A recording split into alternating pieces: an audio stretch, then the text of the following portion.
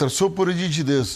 سیاسي ډلو خبره ده نو پاکه د جمعیت العلماء اسلام فضل الرحمن نه علاوه ټول سیاسي ډلې په صوبه کې زم کول غواړي او زمونږ په صوبه کې په فاټا کې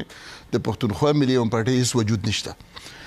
یو خو دغه صرف صفا کول غواړو. دویمه دا ده چې دا په خیبر پښتونخوا کې زم شوی اصل کې دا یعنی په عملی تور باندې دا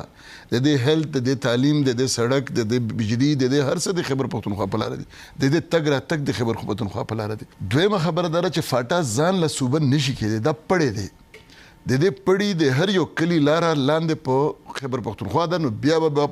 بل ضلع راځي مثلا جنوبي وزیرستان راځي نو اول بل ټانک ته راځي نو بیا بنو ته راځي نو بیا بل ته ورسي که دا استدلال ومنل شي چې له جغرافیایي پلوه امکان نه لري چې ټول قبایلي سیمې په یوه صوبه کې یو بېله صوبه ورته جوړه شي. بله خبره چې کیږي هغه دا ده چې پخپله باید قبایلي سیمو کې له ولسي خلکو له قبایلي مشرانو وپوښتل شي چې دوی څه غواړي. دا شوي دي د هغوی غوښتنې ته غوږ نیول شوی؟ ډېره اهمه خبره دا ډېره اهمه خبره ده چې په دې کې د ریفرنډم او دغه خبرې لږ توازن سره کوو. اول خبره دا چې د پاکستان د آئین سیکشن 1 240 او 240 دا د فاټا سره تعلق لري.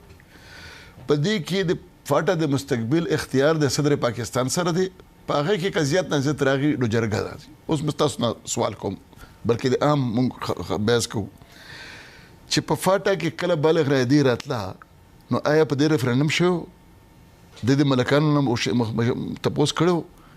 چې فاټا ته فوجي اپریشن راتلو په دې د چانه تپوس کړو چې فاټا ته غیر ملکیان راتلل په دې کې چانه تپوس کړو چې کم یې د خپل خوخه کارونه وو هغه خو د تپوس په غیر وکړو او یې چانه دی نیولي. دا فاټا په 1 یونټ کې د لاهور لاندې وه په وخت دا کسان چرته وو د لاهور لاندې فاټا قبوله ده اوس د اسلام آباد لاندې دا قبوله ده د پیښور لاندې ولنه قبوله